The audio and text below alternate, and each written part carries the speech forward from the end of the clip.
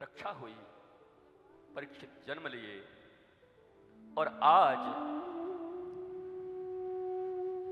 परीक्षित के ऊपर जब मर्यादा के लंघन के कारण शाप पड़ा, गंगा नदी के तट पे आए, जहां बड़े बड़े ऋषि हैं, स्वयं उनके दादा पराशर जी भी हैं, लंबी लंबी दाढ़ी लेके, व्यास जी हैं, बड़े बड़े ऋषि, बड़े बड़े महात्मा, अमलात्मा, विमलात्मा सब हैं।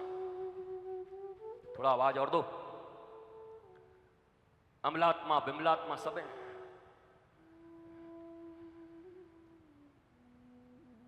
परीक्षित जी पूछते हैं जाकर तो सब चुप। बोला हमारा मंगल कैसे होगा? सब कहते हैं महाराज हमको हमारा ही पता नहीं, तुमको कैसे बताऊं? 7 दिन में यहां 70 साल से लगे कुछ नहीं हो रहा है, और 7 दिन में तुम्हारा मंगल कैसे होगा? इसी बीच में 16 वर्षीय अजान बाहु, कहने को तो व्यास नंदन है, पर हमें लगता है नंद नंदन ही है। सुखदेव जी और कौन हो सकते हैं महाराज? अलक्ष लिंगो, लिंग का भी भेद जिनमें नहीं है, ज्ञान नहीं है।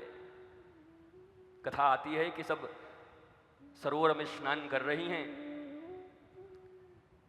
जब सुखदेव जी जाते हैं तब भी सब वस्त्रहीन होकर जैसे स्नान करते हैं कर रहे थे, परंतु जब व्यास जी आए तो सबने अपने कपड़े पहन लिए। तो बड़ा क्रोध आया व्यास जी को। अरे बोला हम बूढ़े हो गए, हम जा रहे हैं तो तुम अपना अपना वस्त्र पहन के खड़ी हो गई, हमारा जवान लड़का गया तो नहीं खड़ा हुआ, आप लोगों ने वस्त्र नहीं पहना। कहा महाराज आप में उनमें यही अंतर है, आपको ये पता है कि स्त्री कौन और पुरुष कौन, पर आपके उस पुत्र को तो ये भी पता नहीं स्त्री कौन पुरुष कौन, सब में राधा रानी का ही दर्शन करते हैं, उनको तो पता ही नहीं, लिंग का ही पता नहीं है। अलक्ष लिंगो बोला गया। अजान बाहु आकर पूछते हैं परीक्षित कि हे प्रभु, हे गुरुदेव, 7 दिनों में मुझे मरना है, क्या जल्दी मर रहे व्यक्ति के लिए श्रेष्ठ कर्म क्या है? थोड़ा और दो, अच्छे से गेन बढ़ाओ। क्या कर सकते हैं, क्या कर्म है उनके लिए?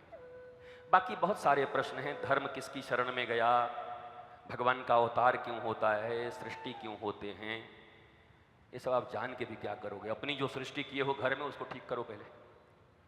2 ही 3 सृष्टि से परेशान है, अब पूरा सृष्टि चाहिए इनको कि नारायण से कौन आए, नाभि कमल से कौन निकला, फिर नाभि कमल से निकल करके फिर तप तप तप की आवाज हुई, तपस्या हुई, तो फिर ब्रह्मा जी से कौन आया, तो मानस पुत्र कौन है, तो छाया पुत्र कौन है, तो वाम भाग से कौन आया, तो प्रथम सृष्टि हुई मनु शतरूपा की, तो फिर मैथुनी सृष्टि में पहले कौन आया, ये तो सब आप रटे हुए हो महाराज, एक एक।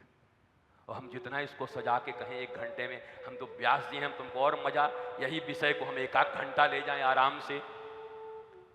पर हम चाहते हैं कि श्रीमद् भागवत के उन प्रमुख कथाओं से वर्तमान समय को जोड़कर, आपके घर को जोड़कर, आपके लाला लाली को जोड़कर, आपके घर में आनंद कैसे हो, तो थोड़ा जोड़ते चलें उसको, उससे कुछ लाभ हो जाए। बाकी सत्यनारायण की कथा बांचवानी होगी तो हमको बुला लेना महाराज, हम बांच लेंगे। फिर घर ही में केला वाला रखना, केला और चूरन। बचपन में हम लोग भी बहुत जाते थे, सत्यनारायण की कथा होती तो पक्का होता था कि आटे की चूरन और केला तो मिलेगा ही महाराज, सो जाकर के बैठ जाते थे एकदम। यद्यपि सत्यनारायण भगवान की कथा के ऊपर भी कभी बोलने का बड़ा विचार है कि भारत के समस्त वर्णों को लेकर किस प्रकार भगवान सत्यनारायण की कथा वास्तव में हिंदुस्तान भारत को जोड़ने का कितना बड़ा कार्य आज कर सकती है। हमारे और माधव दत्त जी के बीच में बड़ी चर्चा हुई है, कभी अगर अवसर आया तो इस प्रसंग को भी छेड़ेंगे, तब पता चले ओ माई गॉड ये सत्यनारायण भगवान की कथा है, इस पर भी चर्चा कभी न कभी होगी, चर्चा इस पर।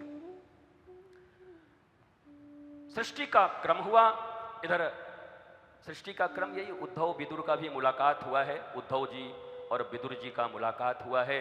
विदुर जी को जब बताया है भगवान के अपने स्वधाम जाने की बात, तो बहुत रोते हैं विदुर।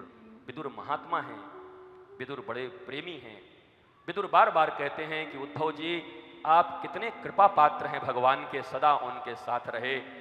उद्धव जी कहते हैं, विदुर जी मैं तो शरीर से साथ था, पर हर बात में ठाकुर आपको याद करते हैं, आपसे बड़ा कौन हो सकता है, आप यादों में थे। जब दो संत मिलते हैं तो भगवंत की और एक दूसरे की श्रेष्ठता की चर्चा करते हैं, और जो जब दुष्ट मिलते हैं तो अपने अपने अहंकार में, देवता भगवान तो पीछे चले ही गए, अपने अहंकार में सबको नष्ट करने की बात सोचते हैं। तो जैसा मिले, शराबी शराबी से, कबाबी कबाबी से, संत संत से, उद्धव और विदुर का मुलाकात। लेकिन जब पूछा कि कुछ सुनाओ और सुनाओ, भागवत ज्ञान दिया है भगवान ने आपको, जरा वो सुनाओ।